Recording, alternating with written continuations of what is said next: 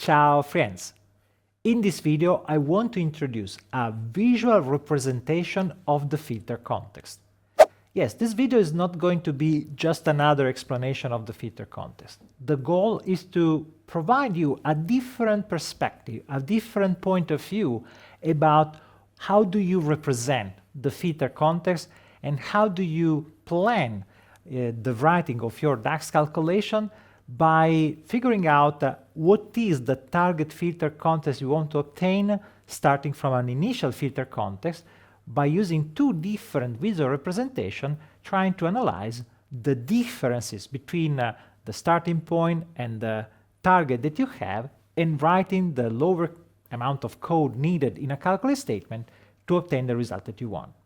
But remember, the main goal is to give you a different perspective about how do you represent, in a visual way, the filter context. Let's start with the demo. We start our examples by using the classic Contoso database.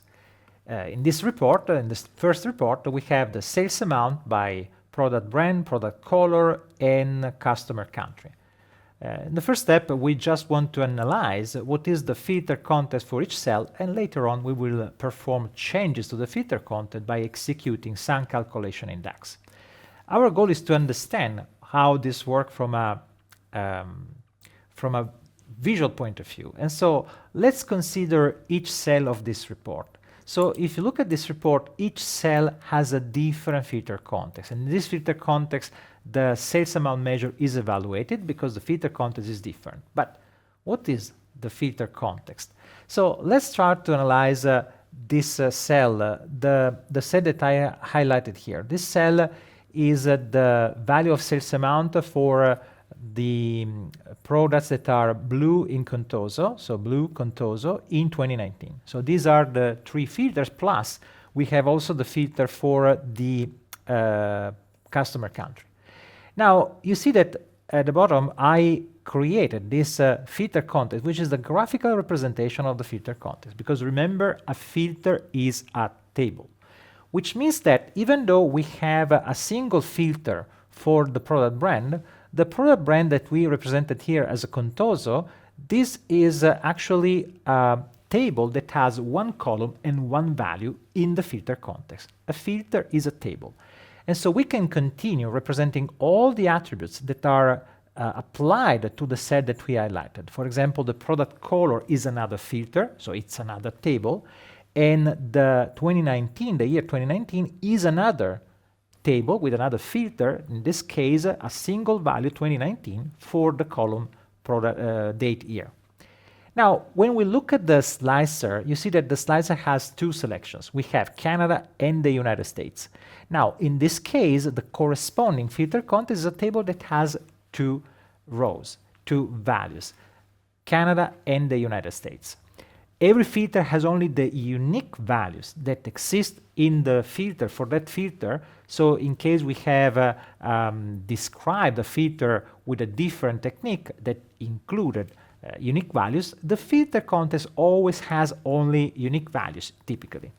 Now, if you think for a moment about what happens when we create a more complex filter, for example, we could have the case for the filter pane. For example, in this case, we have in the net price, we added a filter saying that the net price value, the net price, is less than or equal to 10. What does it mean? So we are tempted to add to the filter context a condition, like repeating the same condition, but this is not what happens. So let's take a look at what happens in the filter context for this other case. So here I prepared the same representation we have seen before. So we had a report. We have also included in this case the filter pane that is the same filter pane we have seen in Power BI Desktop. And I take a look at the several filters we have. So clearly we start with the color, which in this case for the highlighted cell is black. So the color is black. The brand is Contoso. The year is 2019. And the country is Canada and the United States. So far, so good. So we have the same filter we have seen before. But the difference is that if you look at the description, at what happens for the filter for the net price, the filter for the net price is a table that has all the unique values that respect the condition less than 10. So in this case, okay, this is less than instead of less than or equal to, but you see that less than means that the value 10 is not present. And what do we have here are the existing unique values in the column net price that satisfy the filter condition. So you see that we have 989, 999. We don't have 990, 991, 992 because those values don't exist in the sales table that we have. So remember, a filter is a table. A filter has only the unique values that exist in the column, and the filter is always a table even though it has been created by using a condition like less than or equal to. So what happens when we want to manipulate the filter context? Well, manipulating the filter context is something that we do by using the calculate and the calculate table functions, but the goal now is to understand how we can plan the design of a DAX calculation by investigating about the initial and the target and the destination filter context for a calculation. Several times we already have the number that we want to compute in the report. It is just in another cell. It is just in another position that has a different filter context. So we can just execute the measure that already exists, just moving the filter context in the right place with the right content that describes the filter context for the cell we want to evaluate. It seems too complex, but let's see an example to understand how this works. And we will see several examples for different operations that we can perform over the filter context. Let's start with a measure that is computing the percentage of the color. For example, in this case, we can describe the percentage of the color like what we want to obtain by dividing the current value of a row, for example, the current color for the product colors, like in this case blue, and we want to divide this number by the value of the same filter, the same set of filters without the color. So in other words, we want to understand, we want to display the percentage of the color versus all the colors. Now, if you look at this report, you see that we basically want to obtain a number that when we have a contoso without the colors, it should be 100%, because the goal is to just get the corresponding ratio between the current color and all the colors. Now, how do we design this calculation? If we take a look at the filter context, once again, I can go back to the whiteboard and I prepared this representation of the filter context. If you think about what we want to do, the calculation we want to perform is a division, and a division has a numerator and a denominator. Now, the numerator is the initial cell. For example, if I want to start with contoso blue, so the cell in blue that we have here is the cell we want to use as a starting point, and the cell we want to calculate is this 582%. Now, 582% is the ratio between 11,000 for blue and 200,000 to 202,000 for the contoso with all the colors. Now, if we describe in two different sets, the two different filter contexts for the two cells, we can compare the differences between the filter contexts, and we can try to apply the minimum number of operations over the filter context so that we obtain the target filter context to perform the calculation that we want. In other words, we have to create a division between the numerator and the denominator. Now, the numerator is the value that we have, and the filter context, the initial filter context for the numerator is the brand contoso we have here, the color blue we have here, and the country that has been defined by the slicer. So this is similar to what we have seen before. Now, if you look at the denominator, what we want to put in the denominator of our division, we have another filter context that is described by, let's take a look if I can do this. So we have just contoso as a brand, we don't have the color, and we have the same filter for the country. So if you analyze the two filter contexts, you see that the only difference we have between the two filter contexts is that we just want to remove the color. If we remove the color filter from the initial filter context, we get exactly the target filter context that we want to get at the denominator. How do we do that? So if we take a look at the code, the DAX code we have to write, we basically want to write a calculate, just for the denominator, a calculate that computes the same measure sales amount by removing the filter over product color. So what we want to do, we want to execute this remove filters directive, which basically removes the filter over color, and this way we obtain exactly the target, the denominator filter context that we wanted. So by removing a filter, we obtain the result that we wanted.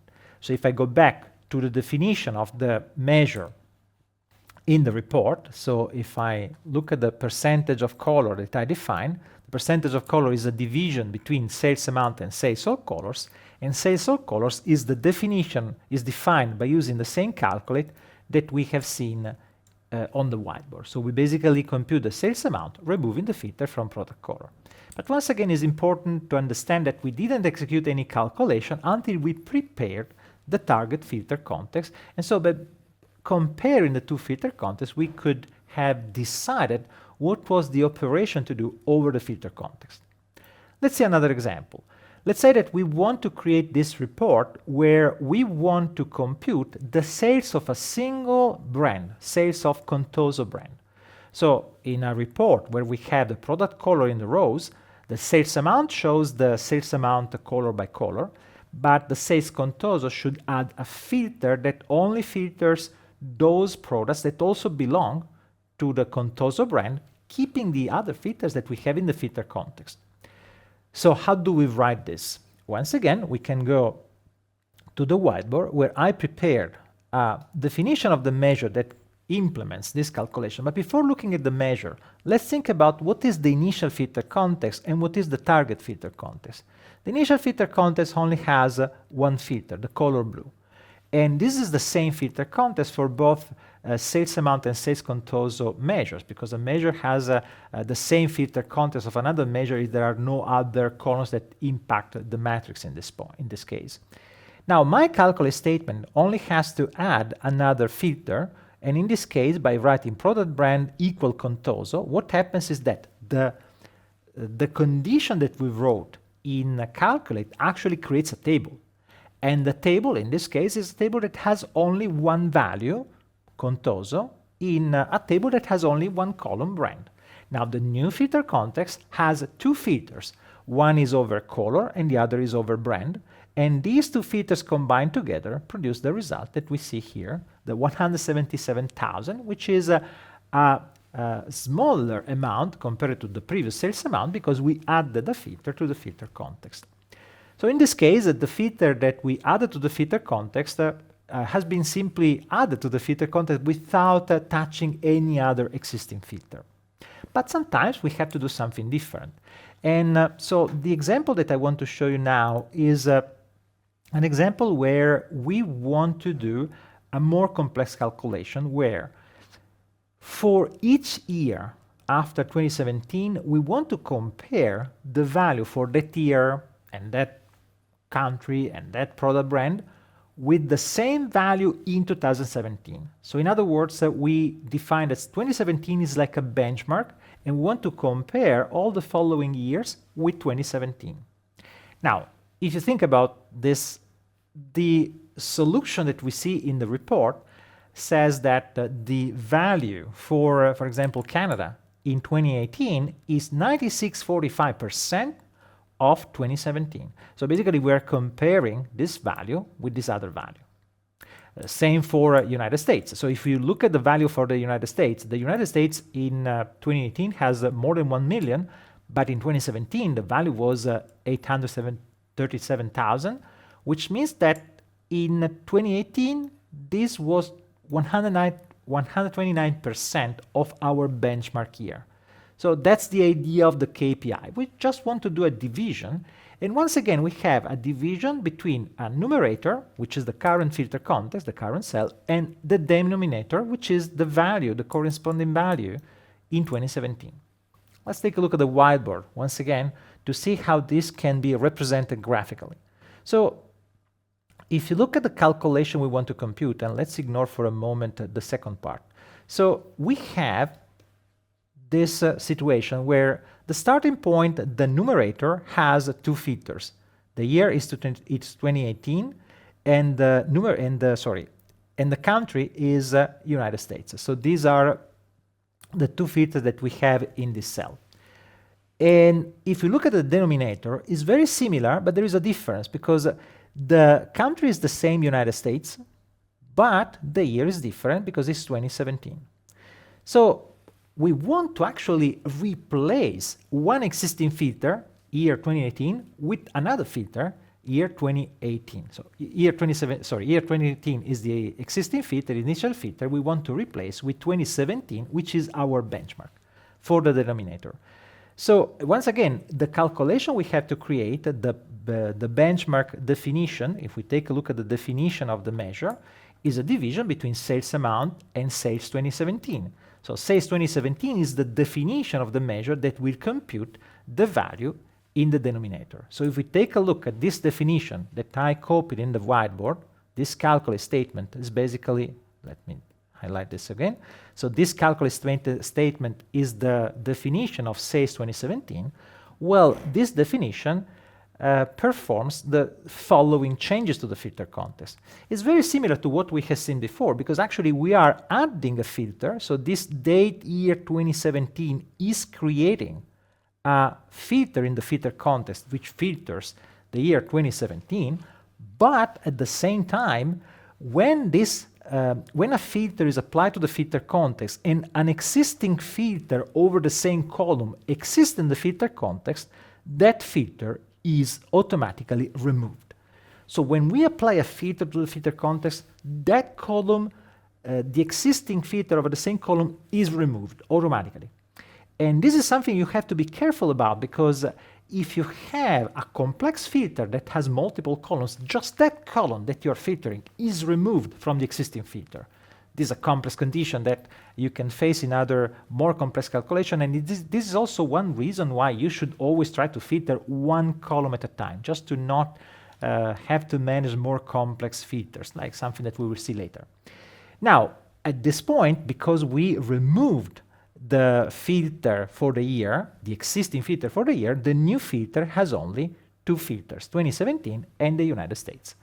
So in other words, when we apply a filter to the filter context, we are adding a filter or we are replacing a filter if a filter already exists on the same column.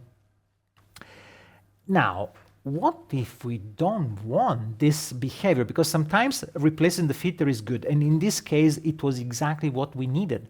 But there are other cases where we don't want this to happen. And let's see an example of that. Like this example where we created a measure, large transactions, where we want to display the value of those transactions where the amount, the quantity by net price of each transaction should be greater than 1,000. So in other words, we want to reduce the filter so that we only see a few transactions, those transactions that have a large amount. Now, what is the problem? Okay, this is a simple calculation. You can apply a filter. You can calculate sales amount by writing quantity multiplied by net price greater than 1,000. But we have something we have to be careful about, which is the filter pane. What happens if we already have a filter like this one? So we have this filter where we define the filter has to be less than or equal to 600. So in other words, if we apply this filter, the filter is applied to sales amount.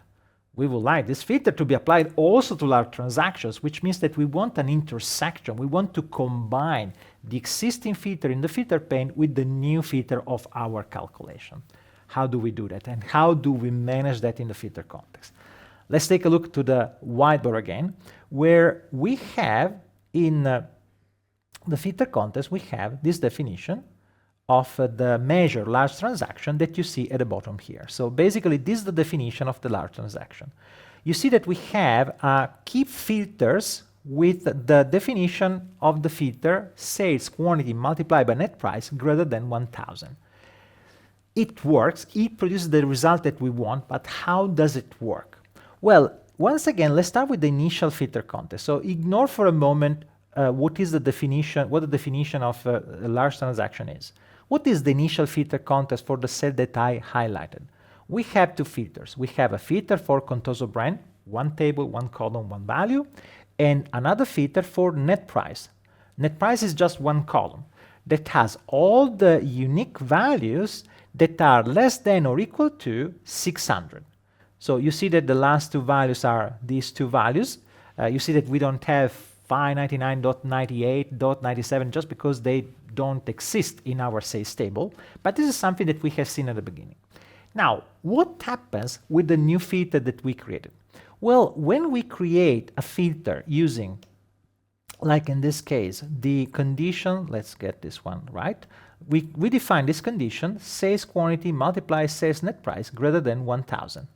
Now, this is a complex filter that involves two columns, which means that the resulting table has all the unique combinations of quantity and net price that produce a result greater than 1000. And this is the table that is created. So this table could be long, and this table doesn't exist initially, so it's a table that is created on the fly by representing all the unique combination. This could be long, but usually is a fraction of the rows that you have in the entire sales table. So it's still convenient to have a filter over two columns compared to filtering the entire table, which will create a large number of rows and many, many columns. So we try to avoid filtering an entire table. We always want to filter columns. But now the problem is that if we have this filter, the behavior that we have seen before should do removal of the filter net price, because we already have net price here. So why this is not happening? Because if this happened, we would have lost our filter defining the filter pane. But this is not happening because we have KeepFilters. Now, the presence of KeepFilters is a special function that basically creates like a wall that stops the propagation of the filter removal. So in other words, the effect is to keep the existing filter, but this is like, imagine a system that tries to stop the propagation of the filter removal over the existing filter. It protects the existing filter. It keeps the existing filter. And so by using KeepFilters, we basically have this result where the calculation of the sales amount in the large transaction measure will compute both the filter defined in my measure, keeping the existing filter from the filter pane. So KeepFilter has this behavior that protects the existing filters. So we have seen that we can represent the filter context in a visual way, in a graphical way. A filter is always a table, and it doesn't matter if a filter is made by 1, 2, or more columns. You should always consider that the representation of the filter context is a table with the columns of the filter and the list of the values included in that filter. Usually the list of the values is just the list of the unique values that you have in the filter. And a filter context is made by multiple filters. Now, these filters can be added to the filter context, filters can be removed from the filter context, filters can be replaced in the filter context. Every time you perform one of these operations with Calculate, you can always represent the corresponding operation in a graphical way. But better, you could try to figure out what is the filter context you want to obtain and then compare in a graphical way the differences between the starting point and the target that you have. Write in the code in Calculate that removes, adds, or replaces the filters in order to obtain the result that you want. Enjoy DAX!